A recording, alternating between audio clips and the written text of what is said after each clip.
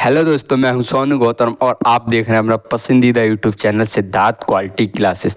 इस वीडियो में हम क्लास 10 सामाजिक विज्ञान के पोर्शन भूगोल का पहला चैप्टर जिसका नाम है संसाधन एवं विकास, उसका हम लेक्चर 2 आज रीड करेंगे। तो लेक्चर 2 में हमारा पहला हेडिंग है भूमि निम्नीकरण और संरक्षण उपाय। तो हम देखते हैं इसमें क्या है।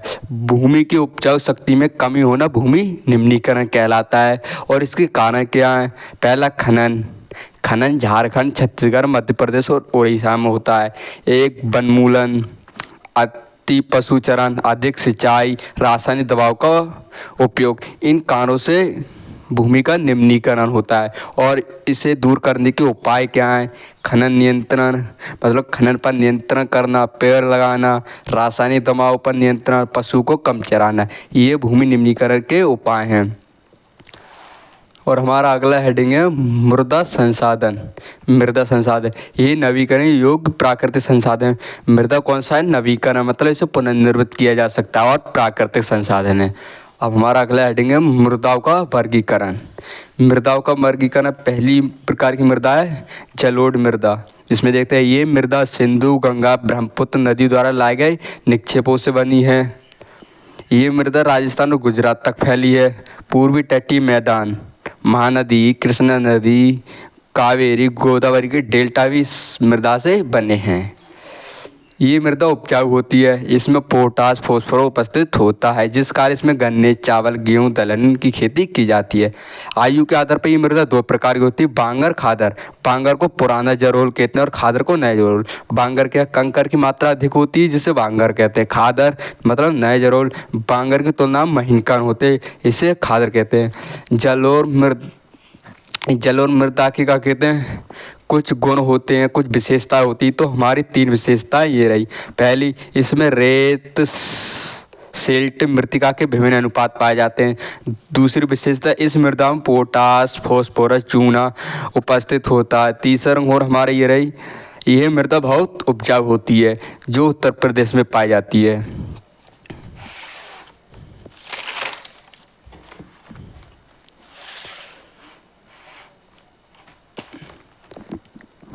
और हमारा अगला हेडिंग है इसमें काली मृदा।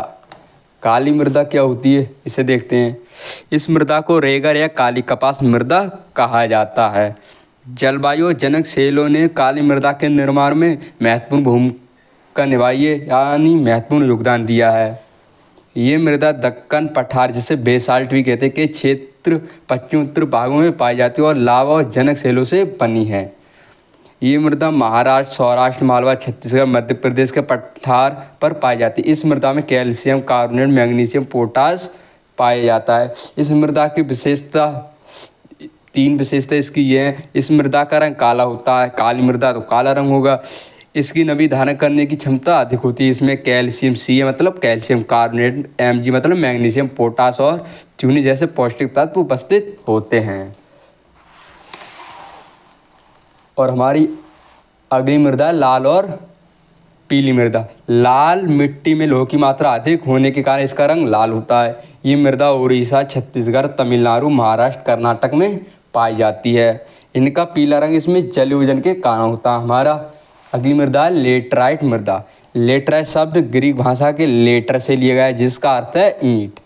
आप देखते हैं लेटराइट मृदा का निर्माण उष्ण कटिबंधीय तथा उपोष्ण कटिबंधीय जलवायु क्षेत्र में आर्द्र तथा शुष्क ऋतु के एक के बाद एक आने के कारण होता है। हमने इन्हें छोटे छोटे पॉइंट में डिवाइड किए ताकि आपको याद करने में आसानी हो। तो हमारा अगला पॉइंट है, ये मृदा अधिकतर गहरी तथा अम्लीय, जिसका pH मान 6 होता है, 6 से अधिक होती है। इसमें पोषक तत्वों की कमी होती है। ये मृदा महाराष्ट्र, उड़ीसा, पश्चिम बंगाल, केरल में पाई जाती है। इस मृदा पर कर्नाटक, केरल, तमिलनाडु चाय और कॉफ़ी तथा तमिलनाडु, आंध्र प्रदेश, केरल की मृदा में काजू की फसल उगाई जाती है। हमारी अगली मृदा है मरुस्थलीय मृदा। इन मृदाओं का रंग लाल और भूरा होता है। ये मृदा आमतौर पर रेतीली और लवणीय होती हैं। शुष्क जलवायु और उच्च तापमान के कारण जल वाष्प दर अधिक है और इसमें ह्यूमस और नमी की मात्रा कम होती है। मृदा की सतह के नीचे कैल्शियम की मात्रा बढ़ती चली जाती है। जितने हम अंदर जाएंगे इस मृदा में उतनी कैल्शियम की मात्रा बढ़ते चले यहाँ। और हमारी अगली मृदा है वन मृदा। ये मृदा लिख लेना। ये मृदाएं आमतौर पर पहाड़ी और पर्वतीय क्षेत्रों में पाई जाती हैं जहाँ पर्याप्त वर्षावन उपलब्ध है। इन मृदाओं के गठन में पर्वतीय पर्यावरण के अनुसार बदलाव आता है। नदी घाटी में मृदा दोमट और छिटदार होती है, परंतु ढालों पर इनका गठन मोटे कणों का होता है। हिमालय के हिमाच्छादित क्षेत्रों में इनका बहुत अपर्दन होता है। ये अधिशील तथा ह्यूमस रहित होती हैं। नदी घाटी के निचले क्षेत्रों में मृदाएं उपजाऊ होती हैं।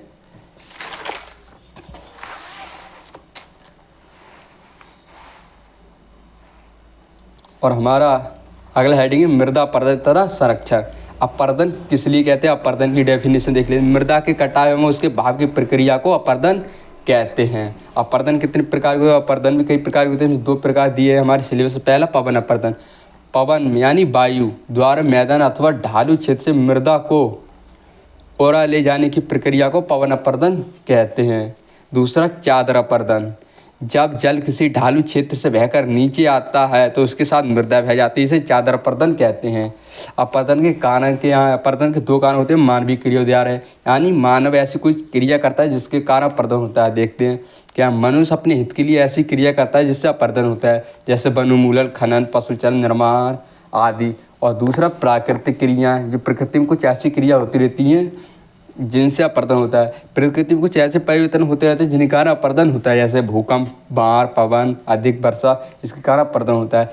इसे रोकने के उपाय: पहला, भूमि पर सोपान बनाना, जो हिमाचल प्रदेश में अधिक मात्रा में बनाए जाते हैं, जो मृदा अपरदन को नियंत्रित करते हैं। बड़े खेतों को पट्टियों में बांटकर खेती करना चाहिए। पेड़ों को कतार में लगाकर रक्षक मेखला बनाकर पवनों की गति कम की जाती है। हमारा यह चैप्टर ख़त्म होता है। अब मिलते हैं अगली वीडियो में। आज के लिए इतना ही। अगर आप चाहते हैं हम इसके दूसरे चैप्टर जिसका नाम है वन एवं वन्य जीव के ऊपर वीडियो बनाए तो हमें कमेंट कीजिए, हम इसके ऊपर वीडियो बना देंगे। आज के लिए इतना ही।